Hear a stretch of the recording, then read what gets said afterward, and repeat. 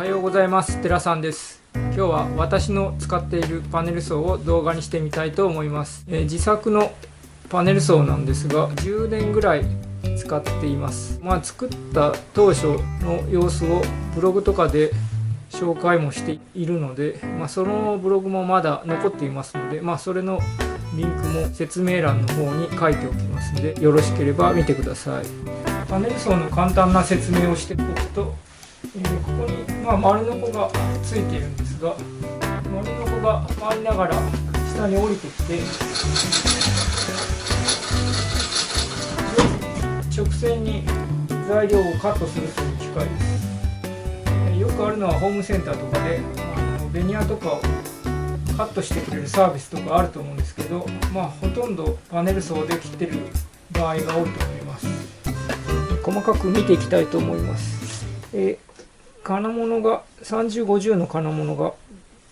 平行についてます。で、ここに木で作った枠が金物にはまる感じで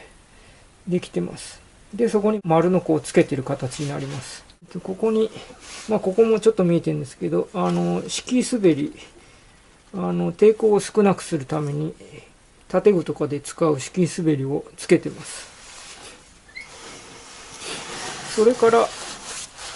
この、ペットボトルの、口の部分がついてるんですけど、これ集塵するために、これ先が掃除機につながってるんですけど、ここで、切りくずを吸い取って、ほこりがあまり周りに少しでも飛ばないようにしてあります。この操作する紐なんですが、これの途中にこうリングつけてて、途中で止めれるような形になっています。一度電源を入れない状態で動きを見てみたいと思います。まず丸ノコが回転しながら材料を切って降りてきます。で、どんどん降りてきて、で下の方に行くと、ここに長板がついてますので、ホースが自動で曲がります。下に床にぶつかる前に上に引っ張り上げられる形ですね。で、ここの部品、これが自動でこのスイッチを下に下ろして電源が切れるという形です。ちょっとスイッチ入れてみますね。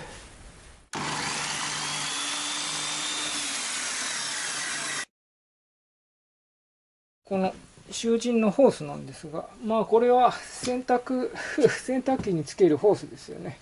これずっと辿っていくと、上まで行って、その先はこの家庭用の掃除機が、これと丸ノコのスイッチは先ほどのシーソーのスイッチを入れると、こちらも一緒に回って、集塵する形になっています。掃除機に溜まったゴミの出し方なんですが、このノズルを外して、これを外して、それで掃除機のここに固定する方法なんですが、ここにこの L 金具がついてるんですね。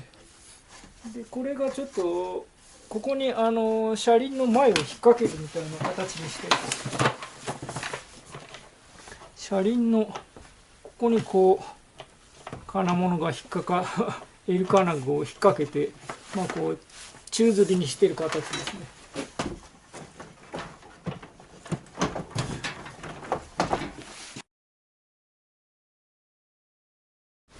こちらにス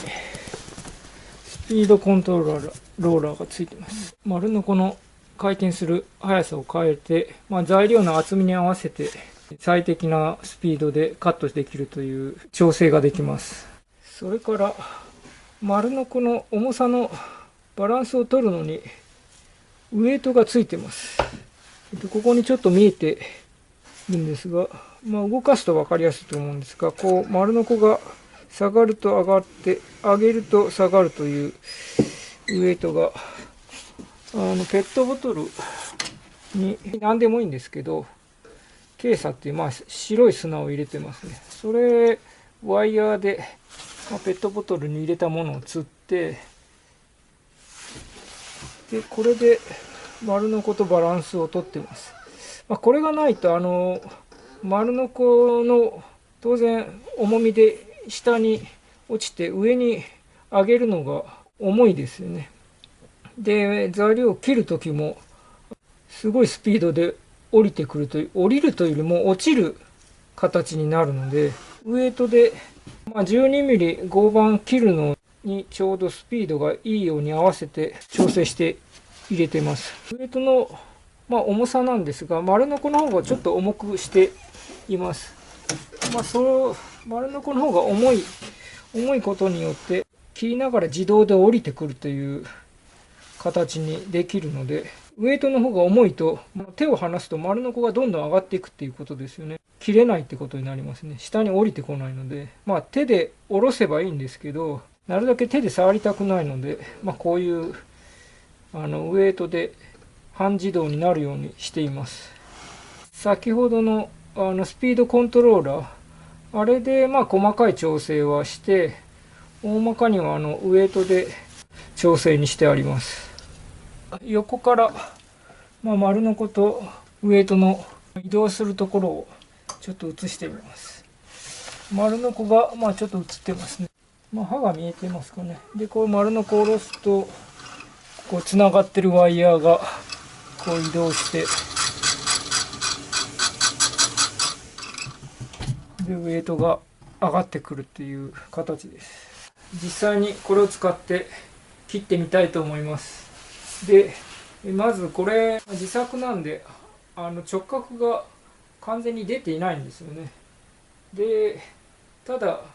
まっすぐ平行に切る分には問題はないので、ここに定規がついています。スケールが貼り付けてあります。で、これで平行な寸法のところにこういう定規を置いて、例えば890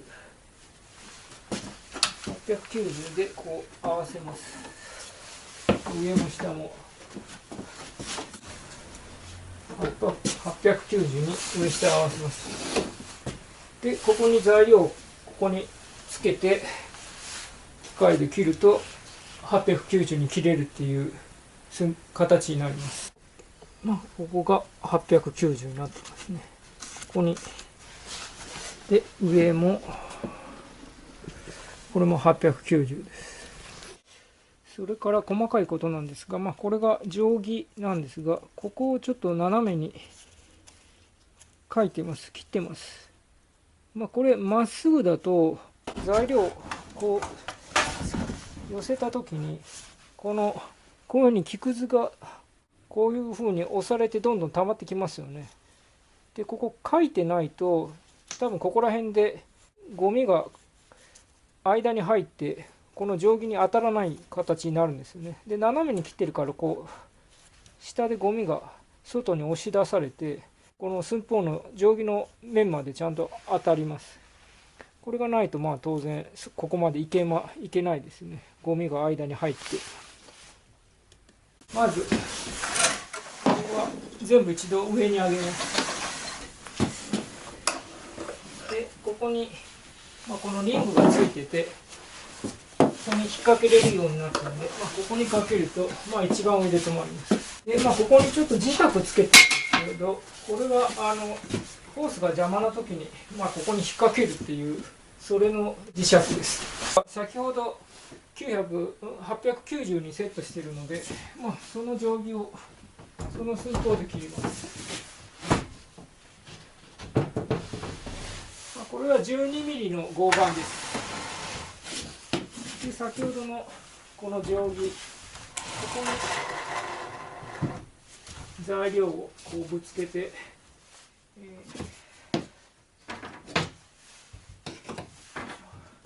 これでこう挟みます。こういう押さえる材料、部品があるんですが、こっち側を、このラインで切れるんですけど、これをここも押さえたいので、これが材料で、ここがノコの刃が通る、このラインで切れるっていうことですね。でさっきのこの押さえの部品をここにこう押さえて、でこれでこう挟む。これで固定します。押さえます。材料の固定が終わったので切ってみます。まずここれを紐を解除して、でこの下のスイッチを下にあるんで、いつも足でこう入れてます。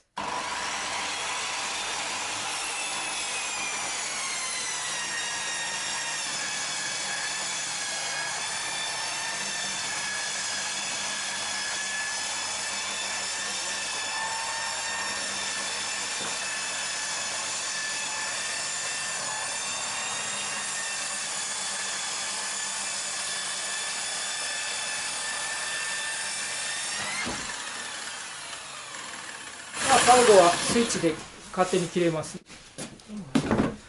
そしたらこれで外します。これが切り落とし。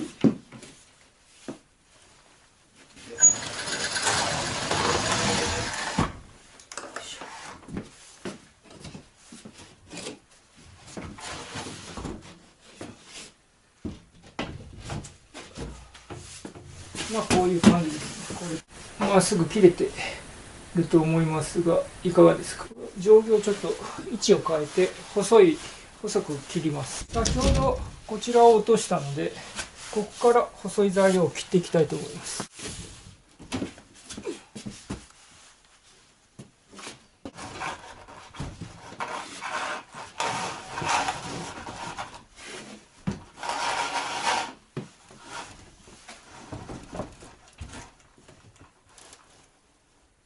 先ほどお話しした通り直角じゃないので、この定規にぴったり密着ささないと、片っぽだけ当たっている状態だと平行に切れない形になります。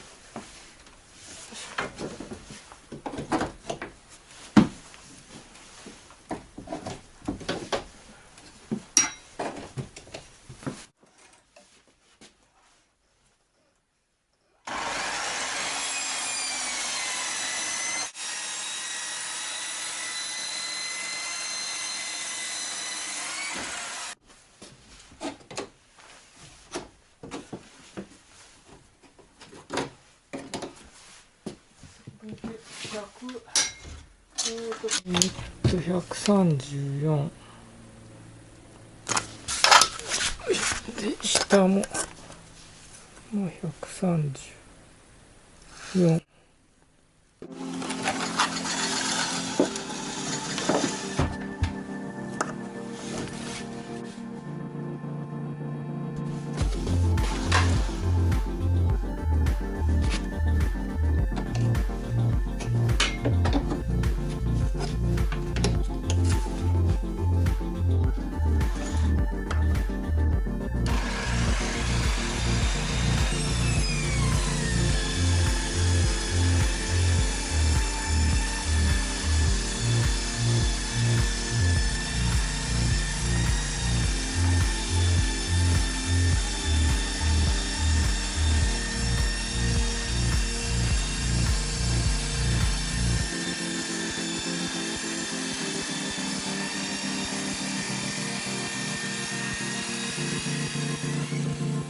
いかがだったでしょうか。私の自作したパネル層を10年ぐらい使っているんですが、特に不具合、故障とかそういうこともなく、シンプルな作りなんで、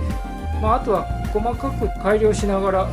使っているので、よく働いてくれていると思います。大道具の仕事で仕掛け研究も兼ねて自作している部分もあります。今回の動画は以上になります。参考になるようでしたら高評価、チャンネル登録もよろしくお願いします。さようなら。